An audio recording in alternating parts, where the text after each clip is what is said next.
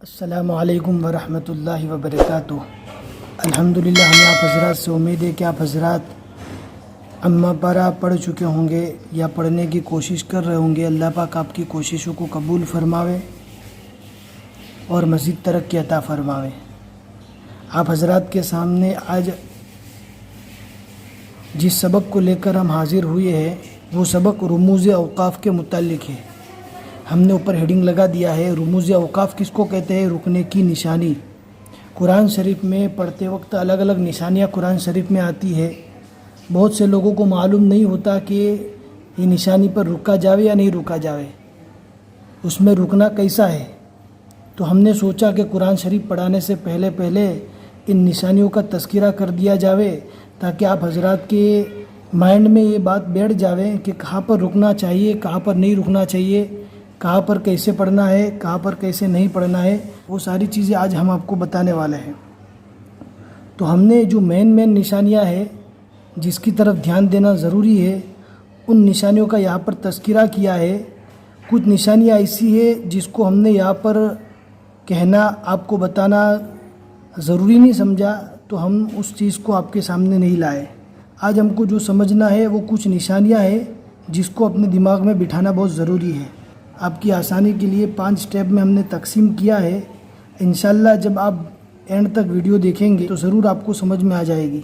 ذرا بھی اسکپ نہ کریں اور اینڈ تک اس کو دیکھتے رہیں۔ ان ساری نشانیوں کو رموز اوقاف کہتے ہیں، یعنی رکنے کی نشانی۔ قرآن شریف میں رکنے کے لیے الگ الگ نشانیاں بنائی ہے، کہاں رکا جاوے اور کہاں نہیں رکا جاوے۔ تو اس کے لیے سبق شروع کرتے ہیں۔ بسم اللہ الرحمن الرحیم۔ نمبر 1 پر جو ہے وہ گول دائرہ جو رہتا ہے قرآن شریف میں، جس کو ہم آیت کہتے ہیں، گول جیسا بنا ہوا رہتا ہے، تو اس کا میننگ یہ ہوتا ہے کہ رکنا چاہیے۔ ادھر ہم نے اس کو سمجھنے کے لیے سامنے لکھ دیا ہے بلو مارکر سے کہ رکنا چاہیے۔ اگر آپ ملا کر پڑھنا چاہے تو پڑھ سکتے ہیں، لیکن یہاں پر بات ختم ہو جاتی ہے تو رکنا اچھا ہے، رکیں گے تو اچھا ہے۔ پھر اس کے بعد یہ نشانی جو آتی ہے صاد لام صل، اور ایک نشانی آتی ہے صاد کی، صرف صاد کی۔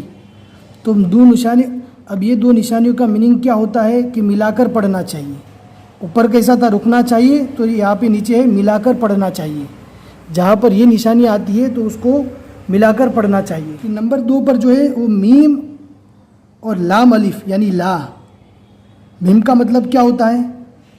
ضرور رکے۔ جہاں پر قرآن شریف میں یہ والی نشانی ہے، صرف یہ والی آیت کے اوپر یا گول دائرے کے اوپر ہم نہیں بتا رہے، ہم آپ کو جو بتا رہے یہ ہے صرف میم کی نشانی جہاں پر ہے وہاں پر ضرور رکیں۔ وہاں پر اگر ملا کر پڑھنے جائیں گے تو بعض مرتبہ میننگ بدل جاتا ہے، وہ چیز مناسب نہیں ہے۔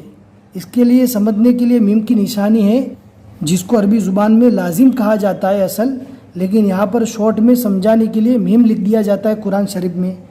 لہٰذا جہاں پر میم کی نشانی آوے وہاں پر ضرور رکے۔ اور پھر اس کے بالکل اپوزٹ میں لام الف لا، جہاں پر صرف لا کی نشانی آوے وہاں پر بالکل نہ رکے۔ اور اگر خدا نہ خواستہ رک گئے تو رکنے کے بعد آگے والے ٹکڑے کو ملا کر پڑھنا ہے۔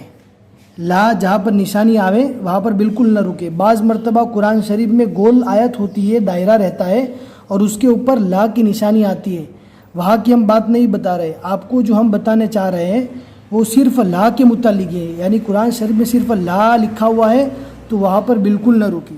پھر اس کے بعد جو تیسرے سٹیپ میں ہے جیم زا اور گول دائرے کے اوپر لا والی نشانی ہے جو ہم نے اوپر پڑھا۔ یہاں پر صرف تھا لا اور یہاں پر گول دائرے کے اوپر لا ہے۔ سٹیپ نمبر 3 کے اندر جو ہے وہ جیم کی نشانی پہلے ہے، رکنا اچھا ہے۔ جہاں پر جیم کی نشانی قرآن شریف میں پڑھتے پڑھتے آتی ہے تو اس میں رکنا اچھا ہے۔ ہم جو بات کر رہے ہیں گول دائرے کے اندر یا آیت کے اوپر جیم لکھا ہوا رہتا ہے، ہم اس کی بات نہیں کر رہے۔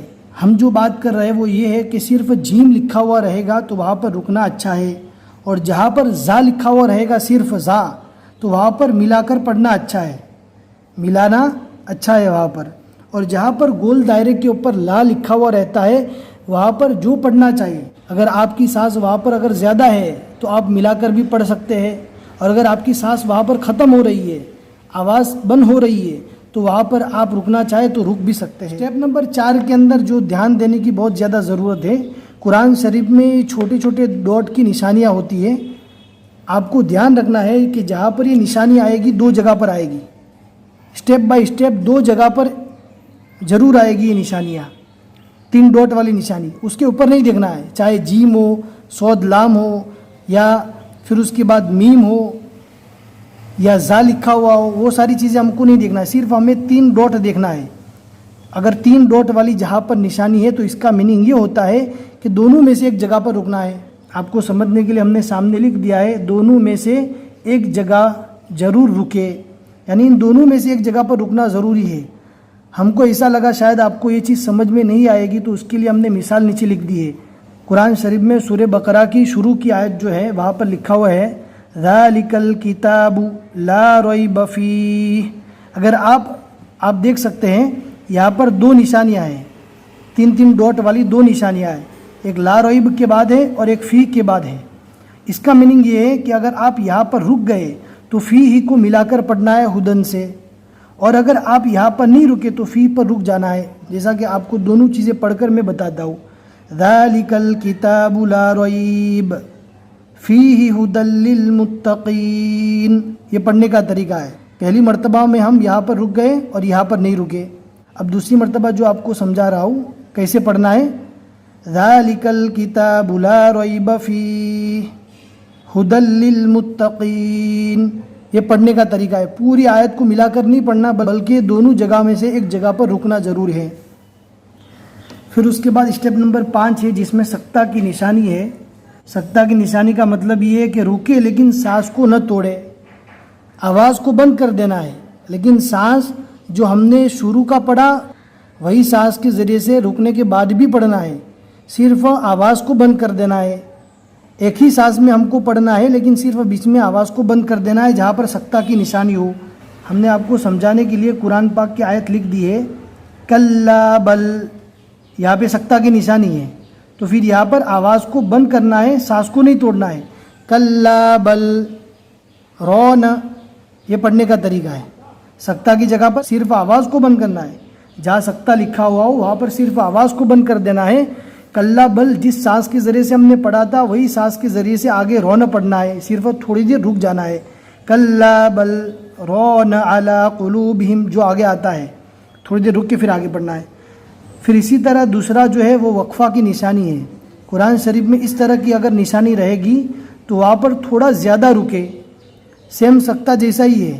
جہاں پر وقفہ کی نشانی ہو اس میں تھوڑا زیادہ رکے لیکن سانس نہ توڑے. جیسا کہ سکتہ کے اندر ہم سانس نہیں توڑتے تھے اسی طرح وقفہ میں بھی سانس کو نہیں توڑنا لیکن رکنے کی جو مقدار ہے اس کو بڑھا دینا ہے. میں آپ کو اسی مثال کے ذریعے سے سمجھاتا ہوں. ہم نے یہاں پر مثال نوٹ نہیں کیا، آپ کو اسی مثال کے ذریعے سے سمجھاتا ہوں. اگر وقفہ آتا ہے یہاں پر لکھا ہوا تو ہم کو کیسے پڑھنا ہے. کلا بل رون. سکتہ کے مقابلے میں تھوڑا سے زیادہ رکنا ہے اور سانس وہی رہتا ہے جو ہم نے پہلے والا ٹکڑا پڑھا. کلا بل کے اندر جو ہم نے سانس کے ذریعے سے پڑھا تھا وہی سانس کے ذریعے سے ہم کو رونا پڑھنا ہے. اگر وقفہ کی نشانی ہے تھوڑی دیر رک جانا ہے. اور اس کے علاوہ قرآن شریف میں بہت سارے رموز ہے یعنی نشانیاں ہیں جس کو ہم نے آپ کو بتانا ضروری نہیں سمجھا. انشاءاللہ کبھی اگر ضرورت پڑے گی وہ چیز بھی آپ کو سمجھائیں گے. ہم نے قرآن شریف شروع کرنے سے پہلے یہ چیز اس لیے بتائی تاکہ قرآن شریف پڑھنے کے درمیان میں ڈسٹرب نہ ہو. ہم وہاں پر اچھی طرح اگر اشارہ کر دے تو آپ اچھی طرح سمجھ سکے. اس لیے ہم نے ضروری سمجھا کہ آپ حضرات کے سامنے سب سے پہلے نشانی ہم لاویں کہ کس طرح رکا جاتا ہے، کس طرح نہیں رکنا ہے. اگر آپ نے اس سبق کو اچھی طرح سنا سمجھا تو ضرور آپ سمجھ لیں گے کہ قرآن شریف میں کیسے رکنا کیسے نہیں رکنا ہے. اگر آپ کو آج کا پورا سبق سمجھ میں نہیں آتا تو نمبر 2، نمبر 4، نمبر 5 یہ 3 چیزیں بہت ہی اہم اور ضروری ہے، اس کو ضرور یاد کریں. تو ہمیں امید ہے کہ آپ کو آج کا یہ ویڈیو سمجھ میں آیا ہوگا. کمنٹ کر کے ضرور بتاوے. اپنے دوستوں کے ساتھ بھی شیئر کیجئے تاکہ وہ بھی قرآن شریف کو صحیح معنی میں اچھی طرح پڑھ سکے اور ان کو بھی معلوم ہو سکے کہ وقفہ کیسے کرنا اور کیسے نہیں کرنا، کون سی نشانی کا کیا مطلب ہوتا ہے. بس آج کے لیے اتنا ہی سبق ہے. السلام علیکم ورحمۃ اللہ وبرکاتہ.